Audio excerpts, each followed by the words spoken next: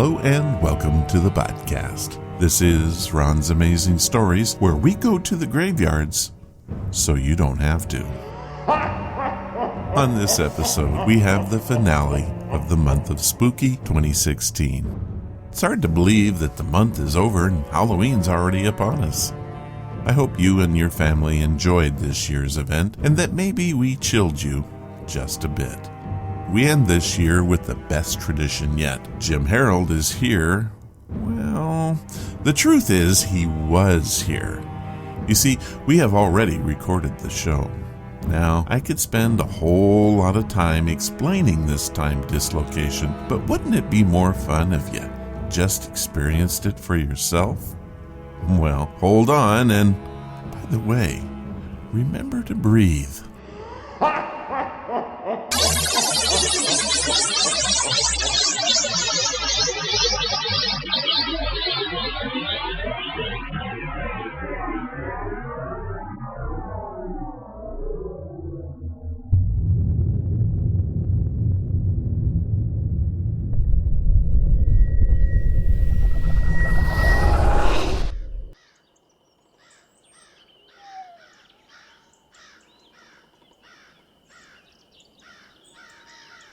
Well, ladies and gentlemen, I'm here at this graveyard at an undisclosed location. I'm looking around and I'm seeing a kind of an open field right in the middle of this graveyard, and someone has built up a campfire. It is quite large, booming actually, and it's billowing smoke that is giving the whole scene very spooky atmosphere. There's a fog rolling in at the same time, or maybe it's the smoke and the fog. I really don't know, but whatever it is, it's allowing me to see the patrons that are gathering for this special event. Now, what I'm seeing are a group of ghosts here, and oh, look, and there's some goblins getting together. I really don't like those guys. They kind of tricksters, and I don't know how they got in, but they're here, and I'm seeing some spooks, and boy, I hope those aren't demons back there. The demons scare the living daylights out of me, but they're there with their red eyes and looking on at the scene, and oh, and there's a chill in the air, but you know what? I don't know if it's the chill from being cold or just being terrified, but that's what I'm seeing now. Oh, wait a minute, over in their corner, I'm seeing some movement. I believe, yes, Jim Harold has arrived. He's standing with an entourage of, I don't know how to describe that. We'll have to ask him about that. They are definitely ghostly. I would call them knights. Yeah, they are definitely wearing armor. I don't know what that's about. They're heading to this. He's heading to the stage. He's grabbing the microphone. I think he's going to start talking. I'm going to stop now. Let's see what Jim has to say. Is this on? Hello, everybody. Well, my friends, my goblin ghost friends, I am so glad to be with you once again. It is Halloween time, and we all know what that means. I have released yet another campfire book. This one is Campfire 5, and it is full of your stories. Now, I want to say that I've dedicated it to you because without ghosts, how could we have a book full of true ghost stories? I'm so glad to be with you tonight, and I know we're going to be sharing some stories, so warm yourself by the campfire. I know you're probably very cold, so good to be with you again. Well, if you don't mind, Jim, I'd like to step up to the mic and welcome you to Ron's Amazing Stories. Hi, Ron. How are you? I know we've got a lot of ghosts here, but it's good to see a living person, too. And always good to see you. Yeah, and it's great to see you. And I got to tell you, I'm a little scared. I don't know how you feel. I do have to ask, were those actual knights that brought you in? Well, I like to be modest, but maybe. But yeah, well, I guess you could call them knights. I guess I'm trying to be humble here, but what can I say? The Campfire series is growing every year, and this year I upgraded to knights.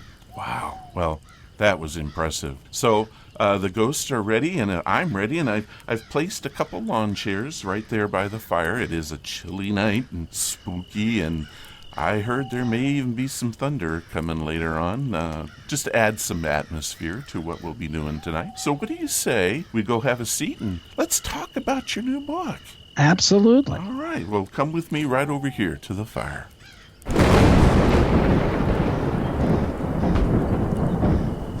Jim, have a seat. You'll notice there's a thermos there. It's got some hot cocoa, and I don't know where the cookies came from, so you're on your own on that. But I did bring the thermos. Well, very good, very good. I'll look forward to that in between breaks, and I know later we have a spooky story to listen to as well. Yes, we do. But I'm so excited. Campfire 5 is out. You know, we do this every year. And actually, there's a little bit of twist this year, Ron, and you may be aware of it. In fact, I think you are aware of it because I had a new editor this year. You did? Huh. Yes. And his name was Ron from Ron's Amazing Stories. You did a great job. It was a lot of fun to work with you on the book. No, not Ron from Ron's Amazing Stories. Absolutely, absolutely. And I knew he was a good radio personality, but I didn't know he was such a fine editor. Well, you know what? This, I'm going to say, was one of the most unique productions that I've ever worked on, and I thank you for the opportunity. I really do. It was fun working on your book. It was great. I enjoyed it. You had a lot of great constructive input. I think you made it much stronger, and it's doing very well. It's already had been up for a time and been the number one Kindle Supernatural bestseller in that category, and also I think it's currently the number one bestseller on the Kindle in the unexplained category, or unexplained mysteries category. So obviously people are reacting to it. I think it has 4.5 out of 5 stars. I'll take that. And it's been very well received. So obviously you brought your A game, and it was great. And again, the best part is, you know, along with our ghostly friends here, sharing the stories of our campfire callers, whether they be about ghosts or some of the other things we cover in the books. Oh, yeah, there's everything in there from, and hey, I can actually say, because I was involved in it, there's everything Absolutely. in there from cryptids to ghosts to, well, even a demon. Well, it's interesting because I didn't realize this, but sometimes when you work with somebody else and you verbalize, I have a philosophy about these books, and I think this philosophy was kind of played out in this book, too, the idea that, yes, in keeping in mind our surroundings in the graveyard here, don't want to upset the ghosts, but ghosts are an important part. They're the plurality of the stories. But when we talk about the supernatural, there's much more, like black-eyed kids and shadow people and cryptids and Ouija boards and UFOs and head scratchers, and then some of the more poignant stories. So I've always wanted to kind of keep it reflecting the show, where we have a variety of stories, and I think we certainly did it that time, but plenty for the ghost story lovers out there. Oh, yes, definitely, definitely. You allowed me to, last week, play kind of in a prequel. You let me play one of those stories from the book, the Fire Marshal story.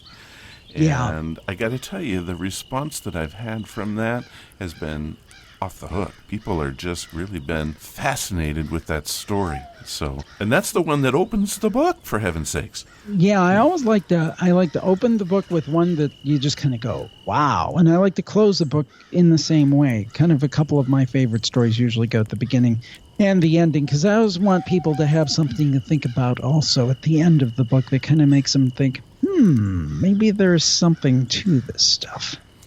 Well, that one, I think, is one of the more rich stories in the book. And by rich, I mean just full of twists and turns and things that make you go, the Fire Marshal card definitely was. I mean, the way it all looped back together, and that reminds me of, and we've talked about in your program, I'm sure, and I've talked about on many programs, probably in my show's history, the most famous story we've had was the Roadhouse Saloon. And the Fire Marshal car, the Fire Marshal car is, if I could say it, Fire Marshal car is much like that there's a lot of kind of loops that kind of all connect together at the end. And, some people say, some of the stories are very simple and very straightforward, and that's true. A lot of them are. And then you have the more elaborate ones like the Fire Marshal car. So glad to kind of mix it up and give people different things to look at. Another thing that I was very, very proud of in the book, and I'll get to that in a minute, but this ghost right here seems to have his hand raised. Yeah. Yes. May I help you?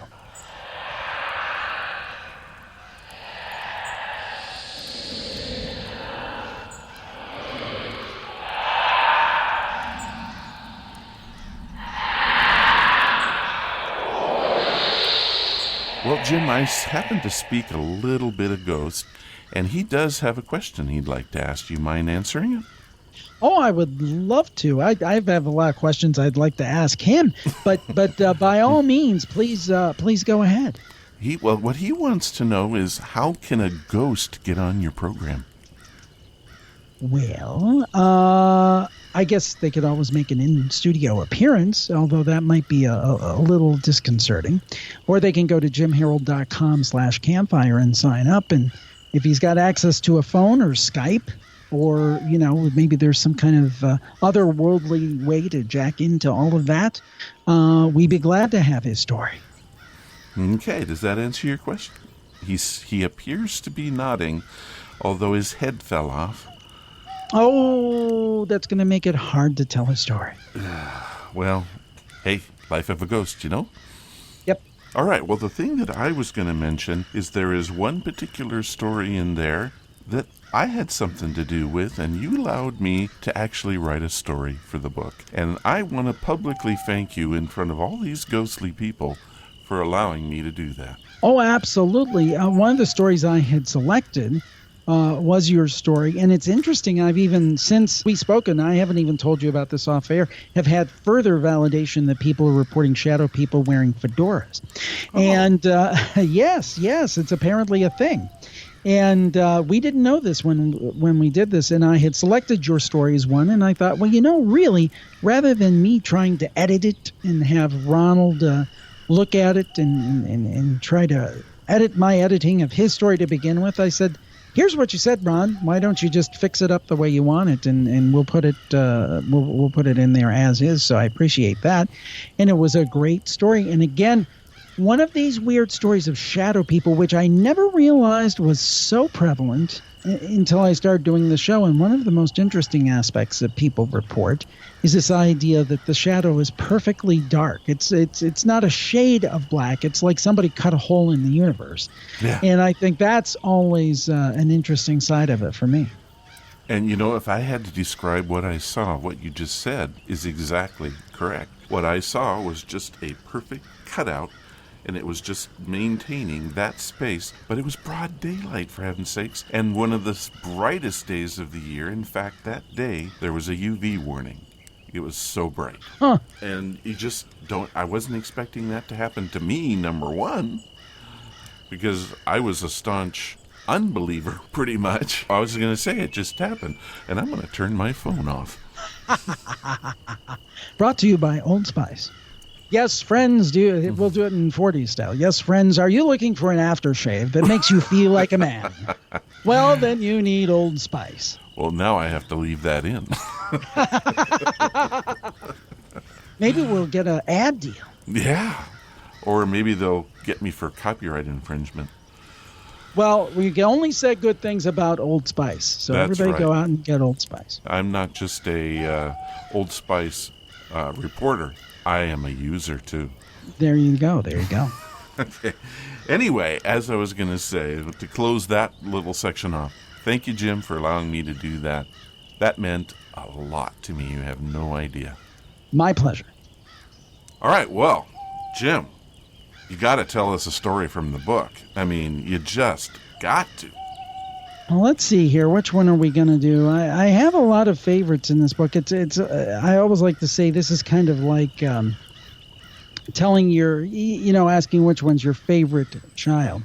One that I really like was Uncle Gene Sees Dead People. Oh, this story was by Jaime in Alabama, and he told us about his Uncle Gene. And he said his Uncle Gene had always been able to see ghosts. He said he sees them just like we see someone standing in front of us. Specifically, he sees full-body apparitions. Now, one day, Uncle Gene was at his place of work. It was a factory, and he saw a man on the plant floor looking at one of Gene's co-workers. And Gene's like, I wonder what's going on with this guy. So he goes over to this man and says, "Can I help you?"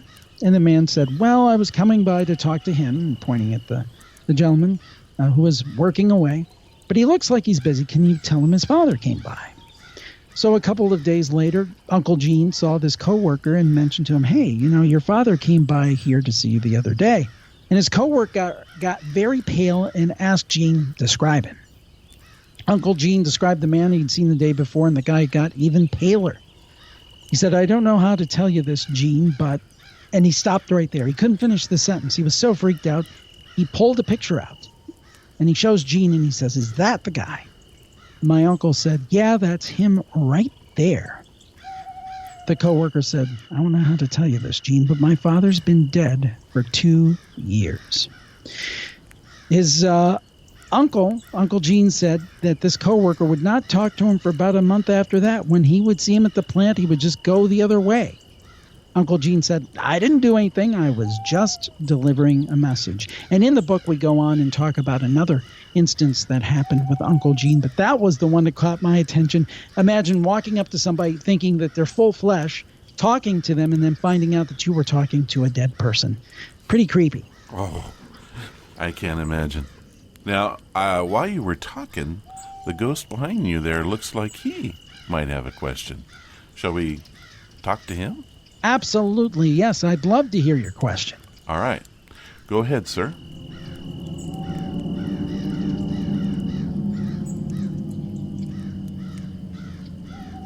I get that, yes. Oh, well, you sure you want... Okay. All right, here's the question, Jim. He wants to know, after hearing that story, what's it like carrying around all that flesh all the time? Well, actually, right now I'm carrying around a little more flesh than I'd like to. I need to work on that. Hey, I'm perfectly comfortable with it, and I'm in no hurry to let it go, except for that maybe extra pounds that I'm carrying around. But in general, I want to hang on to my flesh as long as I can. And she still appears to be nodding. Her head stayed on, though. Oh, that's good. That's good. We're making progress, Ron. We're making progress. All right, Jim, let's move on. That is one of my favorite stories from the book. Do you have another one you want to share before we get to today's creepy story? Well, actually, we start with the first story, so let's finish with the last story. And this is absolutely one of my favorites. This one's a little more poignant. This is about Aunt Anita, and this came to us from Sean in Maryland. He talked about his great Aunt Anita, and she was quite the character. She lived in Huntington, West Virginia, which was his hometown. And great Aunt Anita was a self-taught herbalist, linguist, calligrapher, artist, musician, music teacher. She played the violin and piano, and he said that she was one of a kind. Now, towards the last few years of her life, she gave piano lessons to students that she called her scholars.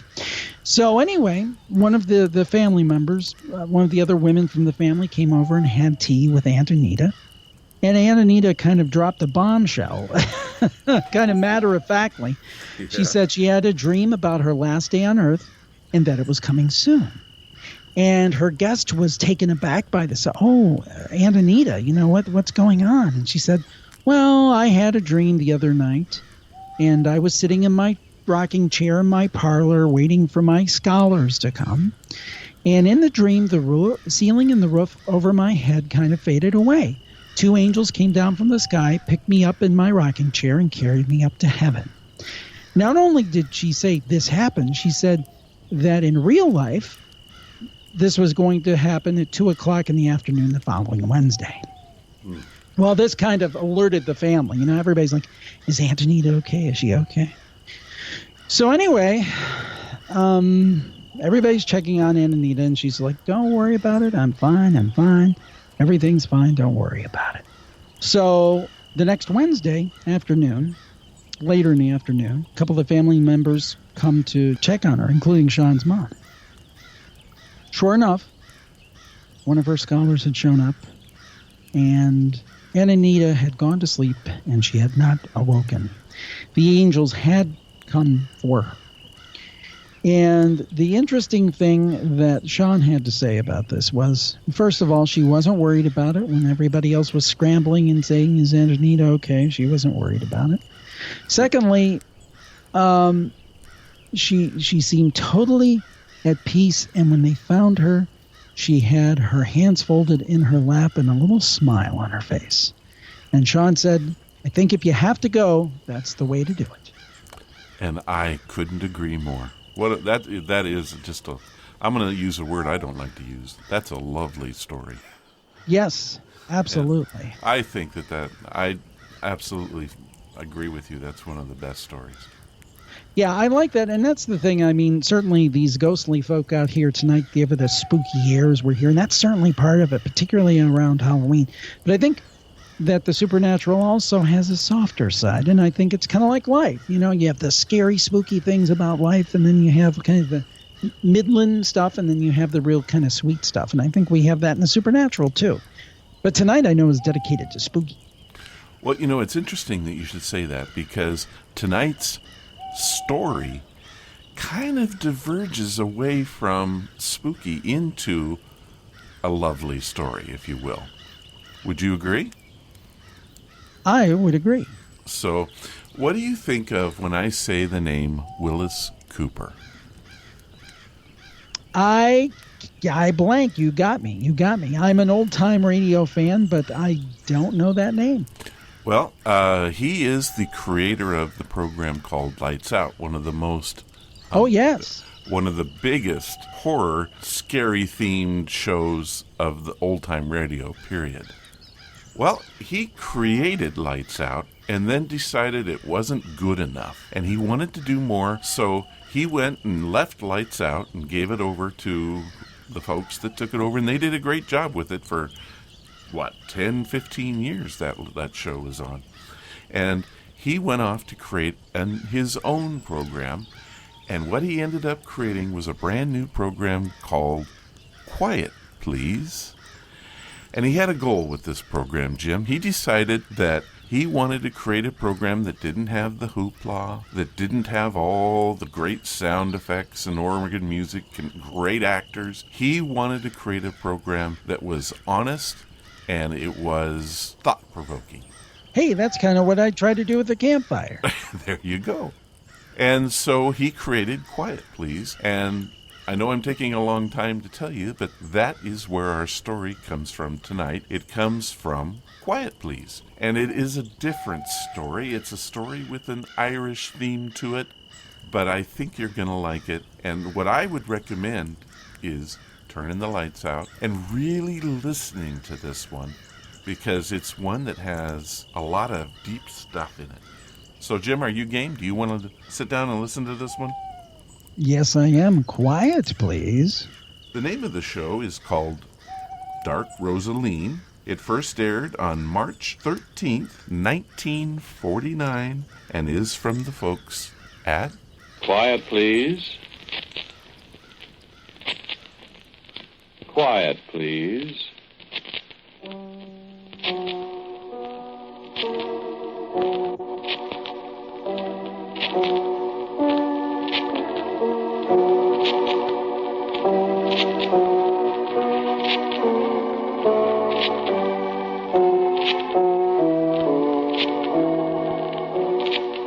The American Broadcasting Company presents Quiet, Please, which is written and directed by Willis Cooper, and which features Ernest Chappell. Quiet, Please for today is called Dark Rosaline.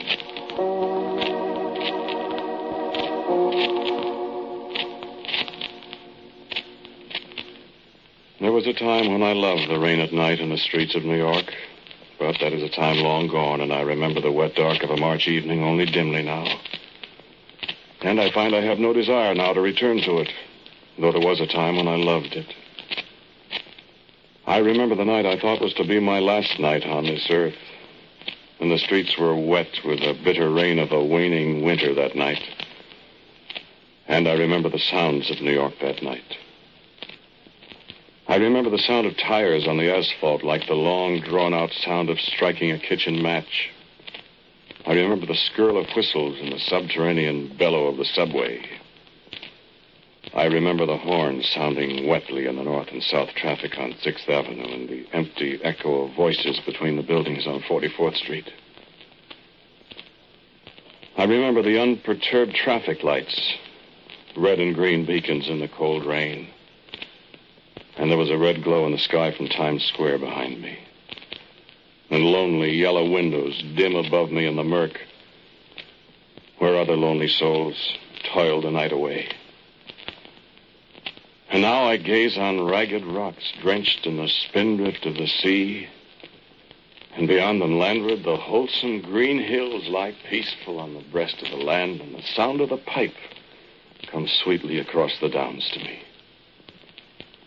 And here the rain is a living thing, a great gray beast that comes from the sea to fling its fury against the ragged rocks and hasten inland to the hills as did the dark men who first came to these shores so many years ago. Thus have the remembrances of the place that was once my home faded away.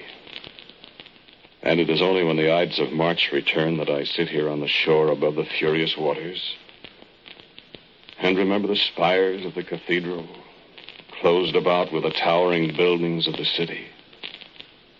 And hear again the clamor of the Kerry pipes above the searching winds of the avenue.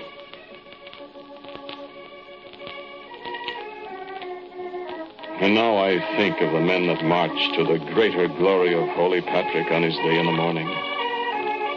And the banners that wave above the gay paraders fly from me in my heart.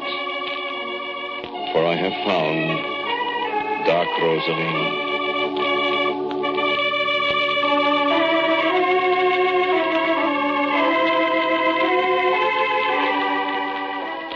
It was such a weary time ago that I sat in that room in New York and heard those fatal words that sullen night of Friday the 13th. Their very memory has blurred now, but I remember them. The door opened, and Arnold closed it again quietly and stood for a moment silently against it. I remember how he did not look at me, how he stood there a moment in the thick, sick room silence. I remember I could not rise from my chair even when his voice trod on the silence of that ghastly place. Wayne, you must be brave. It's a terrible And I knew what he thing. was saying, but his voice seemed to come from a long way off, and his face was unclear in the dim everything light. we could, Wayne. And the pulse began to beat in my temples, and it was the dreadful truth that beat upon my head. I would not believe what he was saying. Elizabeth is I dead. would not acknowledge it. Elizabeth Still, is the dead. pulse hammered in my Elizabeth temples, and is I said to dead. myself, he is not Elizabeth saying is it. Dead. And I said, I will Elizabeth not is dead. believe it. Dead. And there was silence again. And in the silence, I heard a little small sound. And at last, I knew it was my own voice. And the keening of the women in the farther room rose above my own voice. And many hours after, I was alone. And there was no light. There is small comfort in speaking to you of the hereafter at this time, Wayne. Let me alone. There is some comfort, perhaps, to remember that her last hours were peaceful. There was no pain, and she died in her sleep, unknowing. Next Saturday was to be our wedding day. I am sorry for you, Wayne. I am beyond sorrow. It will pass. Time is a great healer, Wayne. Time will not heal these wounds, time nor anything. This is the end of my life. You mustn't talk that way. This is the end. I was a fool to think it was the beginning. I know how you feel, Wayne. You know how I feel. How can you know? You didn't love Elizabeth. You knew her, and she was another woman, another patient to stand over and to give medicine to. And to let die as you let her die. Wayne! I didn't mean that, Arnold. You did all you could. But she died. Elizabeth died. Oh, no. No, no, no. Wayne, you mustn't. Shall I tell you about Elizabeth? Shall I tell you of the dark hair of her flung wild in the wind of a summer's afternoon when we stood on a hill together? Shall I speak of her laughter like minted gold in the long morning light beside the sea? Did you know her blue eyes in the candle flame at midnight in the old high house where the road turns? I have held her hands in mine and marveled at her voice in the gloaming. And Elizabeth has said she loves me. And you say to me you must not. What is there left for me without Elizabeth? How shall I live without her? I will not live without her. No. You can't hold me here, Arnold. Wayne! Elizabeth! No! Elizabeth!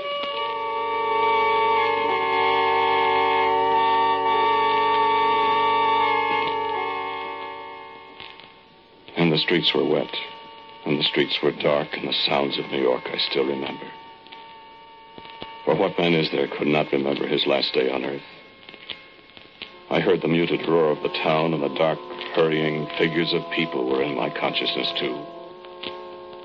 But it was not the night to care for earthly things, and the cold rain descended, and the sodden streets gave back the echo wetly of my aimless footsteps. Say to me, man, if you have ever loved. And remember the black emptiness of your own heart if your mind was ever crossed with the thought of losing forever that dear one of yours. Say to me, woman sitting there, what you would have done in your own bright youth if the skinny hand of death had snatched your lover away. Or you too. Look at your wife, you man. Woman, look at your husband. Should the curtain of death descend between the two of you, what would your first thought be? Would you not say first in your grief, Death, take me too? And so it was with me that bitter, bitter night. And I sought the arms of death, even as you would do.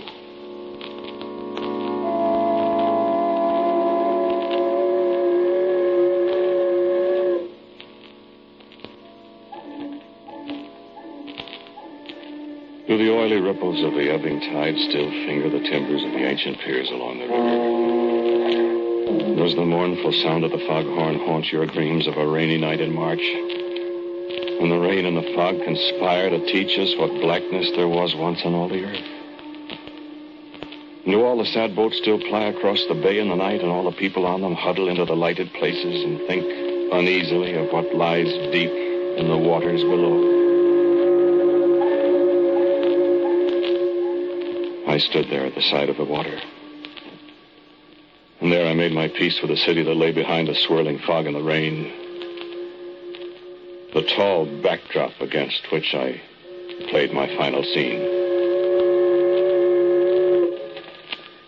And presently, as I stood composing myself, thinking sad last thoughts, all but forgetting lost Elizabeth in the grandeur of my own final gesture, presently, a figure came away from the shadows and walked slowly toward me. And I, like an actor who has lost his cue, paused irresolutely on the rain-soaked edge of the dock.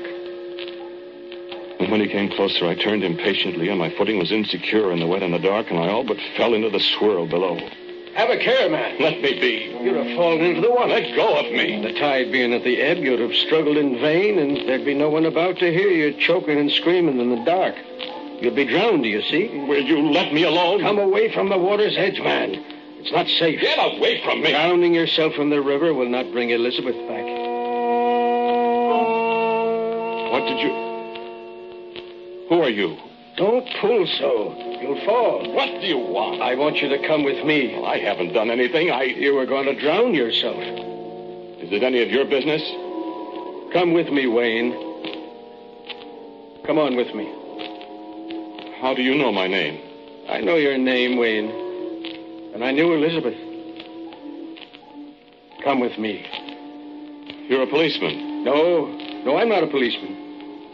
You said you knew Elizabeth. Come with me. Where? Well, wherever it is, it's better than the watery death, son. No. Son, I'm an older man than you. And I tell you, it's no good. You're not older than I. Oh, yes, I am, Wayne. You knew Elizabeth. Elizabeth wouldn't want you to do this. Elizabeth? Elizabeth wants you to live, Wayne. Live? What's there to live for?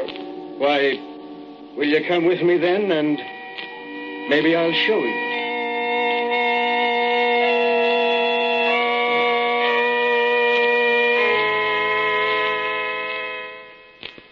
I cannot say now what was the compulsion that led me to follow his steps down the dockside and out to the end of the wharf in the darkness. I cannot say, but I am glad this day that I heeded his words. In the soaking cold rain along the dockside in the dark, to a ladder at the end. And he paused and took my arm again and pointed down. You were not afraid of the water a moment ago, Wayne. And I looked at him. And in the gloom, it seemed that I could see the glow of the little lantern at the end of the dock, though he stood between me and the light. Down the ladder to the boat, Wayne. The ladder was wet and clammy to my hands, and I could hear the wooden rungs creak beneath my weight. I did not know why I followed him, for I could see no boat in the water below. But I have spoken of a compulsion. And though he spoke quietly enough in the night, I followed him. Will you sit in the stern then, Wayne, while I row?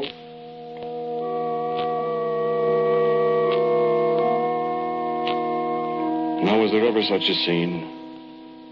The bereaved man, the lorn lover, the grief-stricken man about to take his own life for a lost love and foiled at it by an utter stranger in the dark, and setting off in a cockle shell of a coracle in the windy waters of a March night with the same total stranger.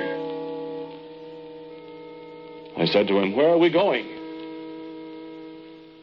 And I could feel that he was smiling, although he didn't answer. I said again to him, "Do you know where you're going?" For a young man that was about to take his own life a few minutes ago, you show overmuch concern. We'll be run down by a boat. We will not.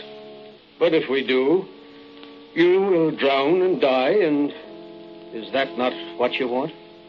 Well, You want to choose your own way of dying, is that it? Where are we going?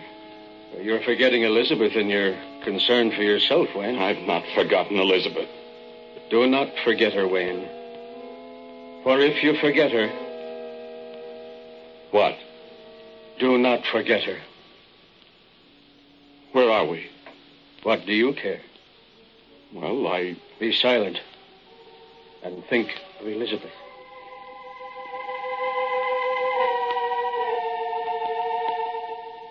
And the waves rose higher and higher, and the wind came down about my ears, and we seemed to be going faster and ever faster through the night.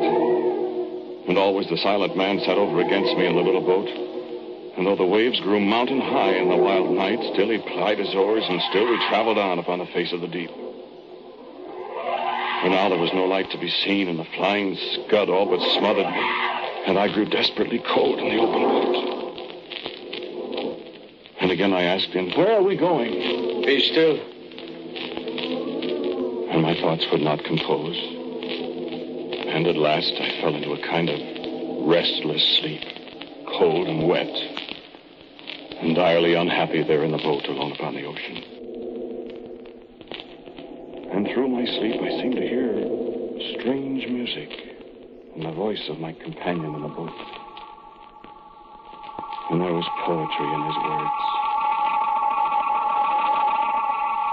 Out of the glowing west as the sun was dying behind them, up from the sea in the night by the light of the moon, dark were the boats and dark were the men in the darkness, seeking the shore of the sea as they chanted their song in the night, seeking the Shan van Vogt, the undying sorrowful mother, seeking the Shan van Vogt on the shore where the Shannon descends.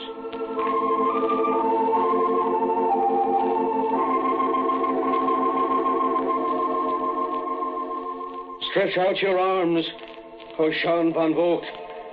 Stand on the headlands and show us the way.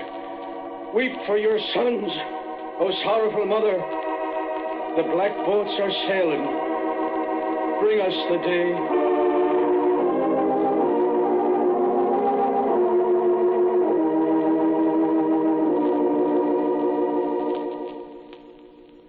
And when I opened my eyes, the first rays of the sun sped across the waters to me. And the broad land lay before us, and there was a great lazy river that came down out of the hills. And a fresh wind was blowing at our backs, and we rushed along on the calm breast of the sea. And I rubbed my eyes, and I asked my companion in amazement, "Where are we?" And he smiled and shook his head and did not answer. And the shore drew nearer and nearer. And I remembered the poetry in my dreams, and I leaned over to him and I said, "Answer me." Well, you haven't asked me anything yet, Wayne. I said, "Where are we?" You'll know in a moment. And what is the Jean van Vogt? Ask rather, who is the Jean van Vogt? Who is she? Why, Wayne, she has many names. But the name we know best is the sorrowful mother, the weeping one, who does not always weep for grief, but sometimes for joy. Who? Oh, she has many names. And of all the women of all the world, she is the fairest, my son. And she is the one that the Firbolgs, the very dark men, sang to as they sailed their black boats across the sea from beyond the setting sun. I heard you in my dreams, I think. I spoke of them. I spoke of the song they sang, and it may be I even sang it. She and I are old friends, the Jean van Vogt and I. And what is this place we're coming to ourselves? Oh, have you forgotten Elizabeth and all your curiosity, then? I've not forgotten Elizabeth. Where are you taking me? Why, to a certain place, Wayne. Wayne, Seamus, Colum, O'Phelan. I don't understand. You will. And he shook his head and laid on the oars again. And the little black boat headed toward the mouth of the great gentle river. And there grew higher land on either side, and the green hills stretched away beyond. And I saw a woman standing on the beach at the estuary as we drew closer. And for a moment my heart leaped in me, for her hair was dark like Elizabeth's, and she had the figure that I remembered so well. And then I knew sharp despair again, for Elizabeth was dead.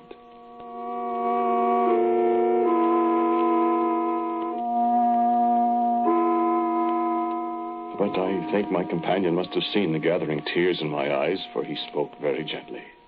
You remember Elizabeth again? I have not forgotten Elizabeth. I will not forget Elizabeth. That is well, my son. But tell me, what is this place? Look about you. And we were in the very mouth of the river. And the blue of the sea had turned now to a kind of golden green from the silt that the river brings down from the hills far beyond. And I looked, and the low hills stretched away as far as I could see. And the sun shone on a scene of peace. And I fancied I could hear birds singing. You'd know where you are then, Wayne Abu. Where? Look, on your left hand, that is Clare. And on your right is the land of Kenmare.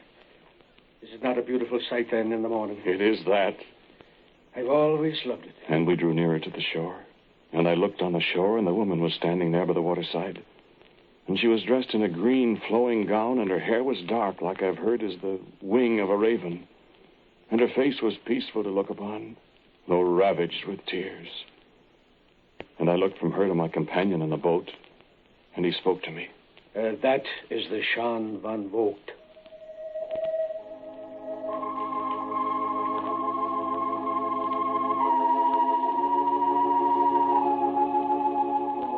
And the keel of the little boat grated to the shore, and I stood up, and the woman spoke to me.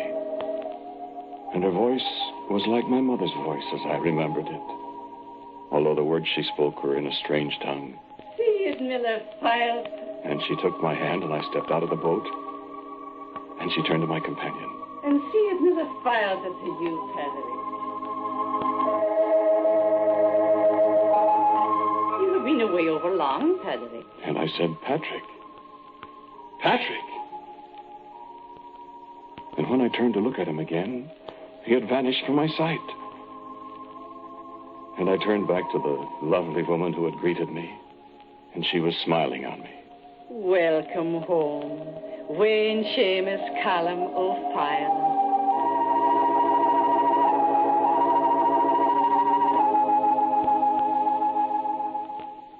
Now I thought perhaps that I had come to those Isles of the Blessed that are spoken of in the old books.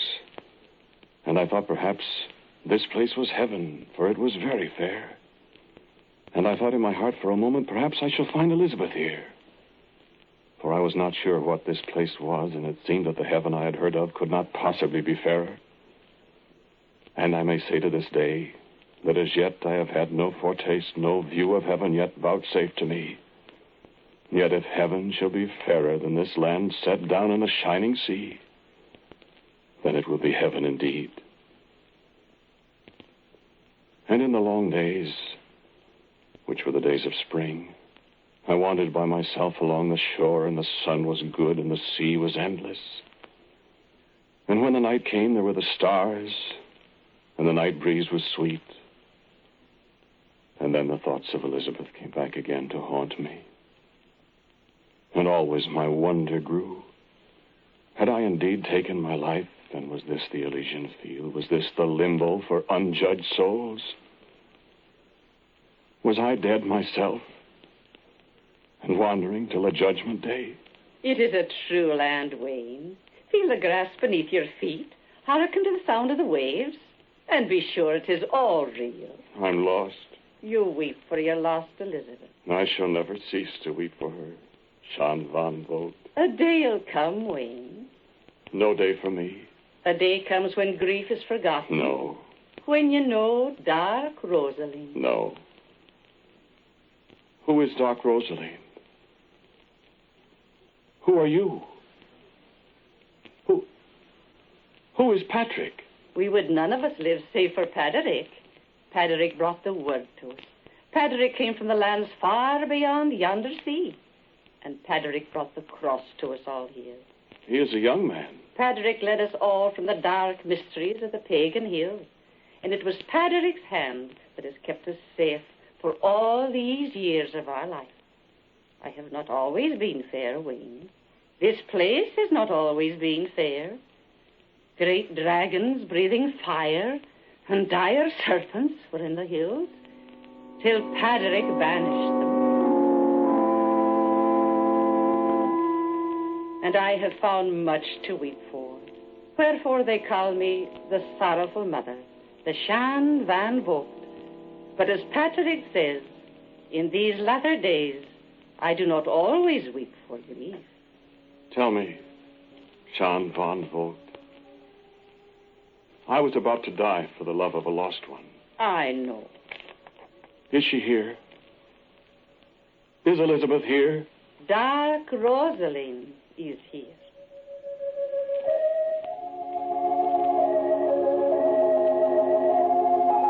And then, when I looked up at her from the ground, there was another woman standing where she had stood.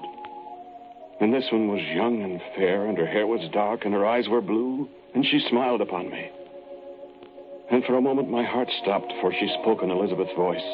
Siad mille file to my love. And I sprung to my feet, and my voice shook as I took her hand in mine, for the hand was the hand of my lost love, Elizabeth. I am Rosaline, dark Rosaline. Elizabeth, my lost Elizabeth. You look on me, and you find in me whatever love you have lost. I will be in your heart forever, and you will never cease to love me. I am dark Rosaline, and you will die for me if the time comes, my lover, as so many have died for love of me before. I will never die. I live forever, and you are mine. You will be faithful to me forever.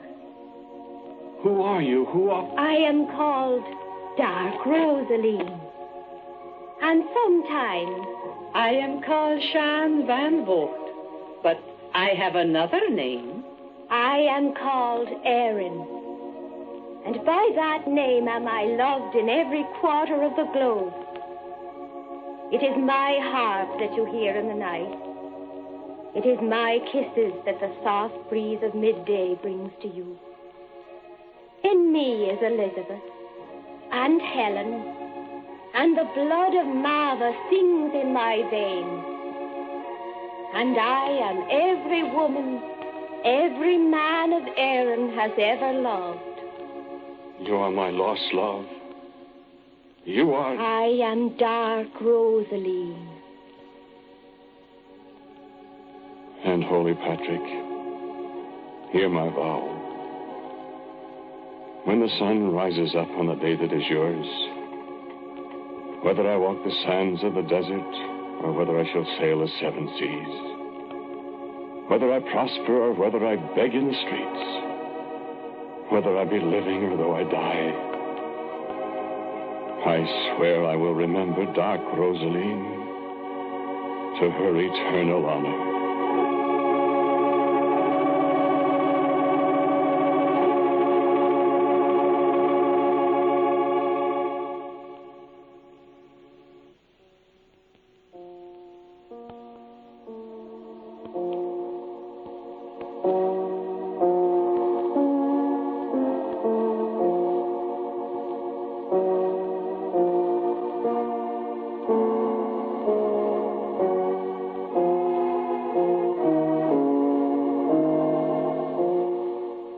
The title of today's Quiet Please story is Dark Rosaline. It was written and directed by Willis Cooper, and the man who spoke to you was Ernest Chappell. And Patrick was played by Ed Latimer. Leora Thatcher was the Sean von Vogt. Dark Rosaline was played by Charita Bauer. And Mark Forbes played Arnold. As usual, music for Quiet Please is by Albert Berman. Now, for a word about next week's Quiet Please, here is my very good friend and our writer-director, Willis Cooper. Bill? Thank you for listening to Quiet Please. Next week, my story is called The Smell of High Wines. And so, until next week at the same time, I am quietly yours, Ernest Chappell.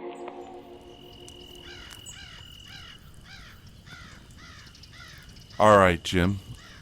Different, not necessarily scary, but I would give it on the spook factor a pretty high rating. What did you think of Dark Rosaline?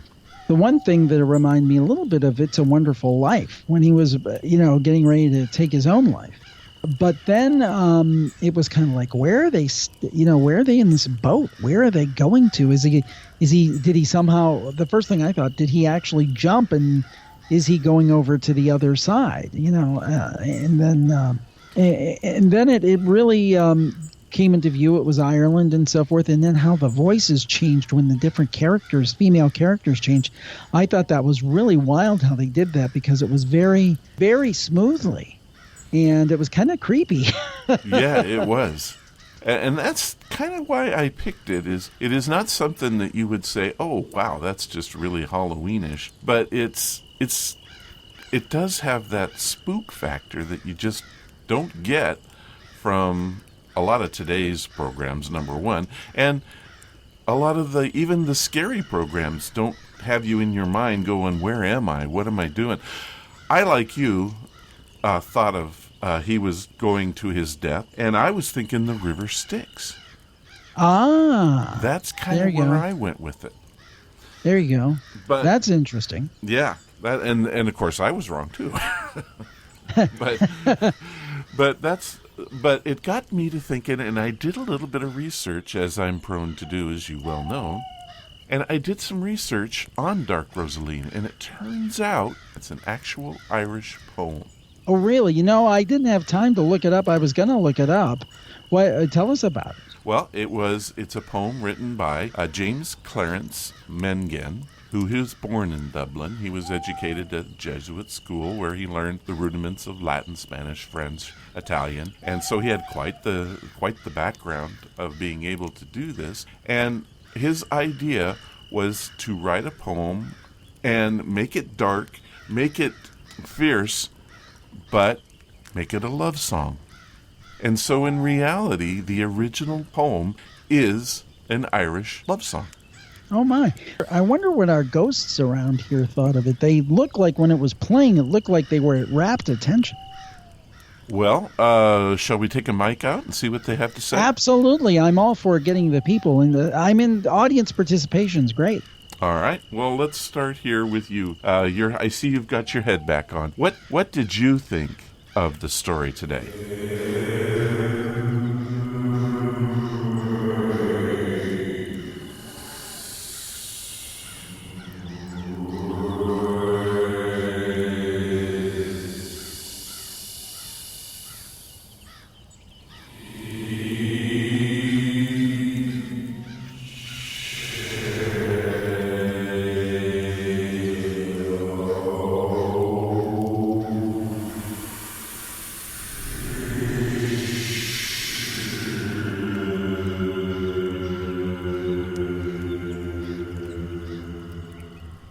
Really interesting. I wouldn't have thought a ghost reacted that way. Jim, what did you think of what the ghost had to say? Well, it's certainly a unique response, I can say that. And, it's interesting. I talk to people from all around the world, but getting to actually talk to the ghosts themselves tonight and get some questions, it really kind of gives you a new look at this. Kind of The Other Side is actually the name of one of my Plus podcasts, but this really is the other side. Yeah. I'm trying to ignore it, but there's been a goblin with his hand up. Well, hey, I'm for equal participation. Let's be fair and give the goblin a chance. Goblins are people too. Well, I don't know if that's technically correct, but you know what I mean. All right, so I'm going to allow you to handle this one, Jim. Please tell us your question. Methinks your story dumb and too soft for goblin. Want smash with hammer and eat meat from Rosaline. Yum. Well, I don't think they were shooting for the goblin audience. I would say so. I think it's a different market, but I'm sure there's some good goblin stuff. Lord of the Rings would probably be pretty good, right? We goblins like Jim Harold's stories. Make laughing, not smash.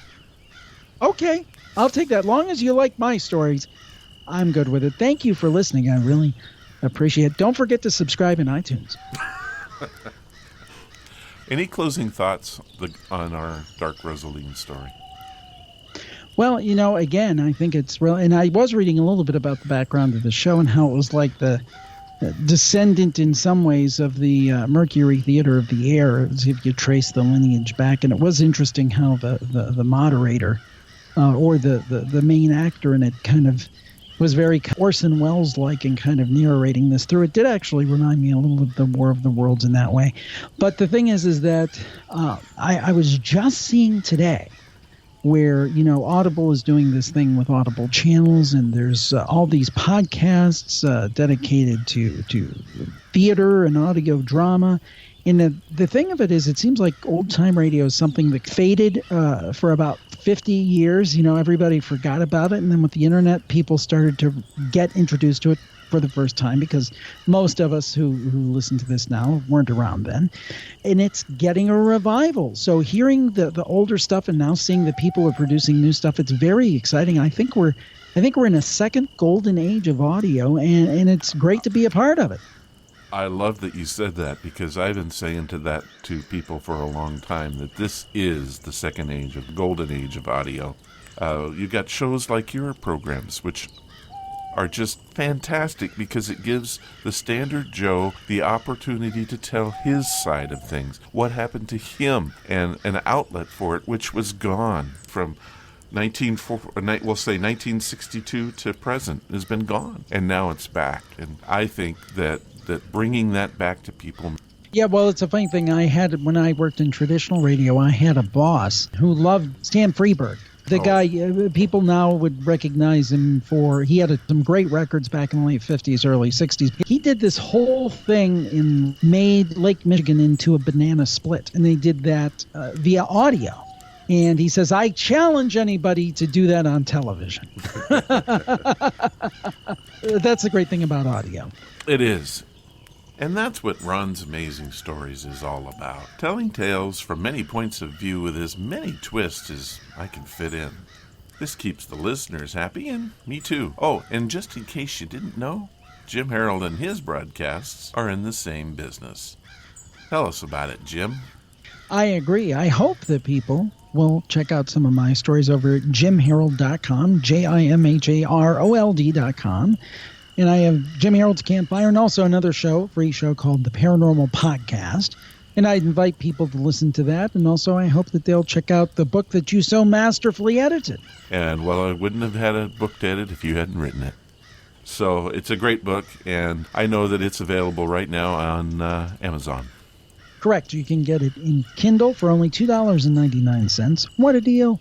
And then you can also get it in paperback if you prefer the Dead Tree version. And not only that, but you have a host of other books and materials available to people. And what I recommend with Jim Harold is starting, if you've never tried it before, go to jimharold.com and delve in there, because what you're going to find is paranormal. And it's been a pleasure to be with you tonight. And it's been a pleasure to have you, Jim. You're welcome back anytime, and I'm going to say thank you for coming tonight. And the ghosts are all clapping their hands, although it doesn't appear to be making a whole lot of noise.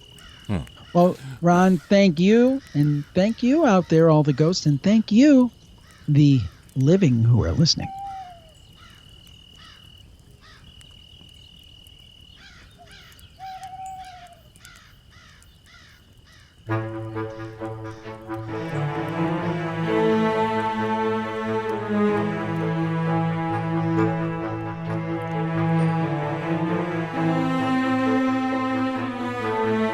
Well, I want to thank Jim Harold for coming back again this year. It was a pleasure, and from the looks of these happy ghostly faces, you did it again.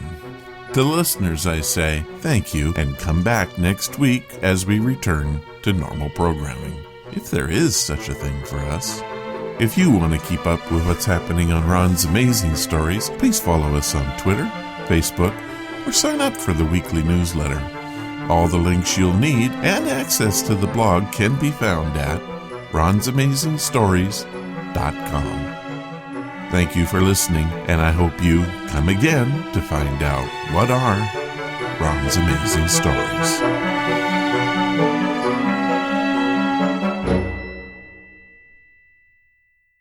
All of the vintage audio used in the podcast is believed to be in the public domain. Ron's Amazing Stories does not own the rights to any of the old-time radio used here. If you hold the rights to any of the shows played, please contact us immediately at ronsamazingstories.com.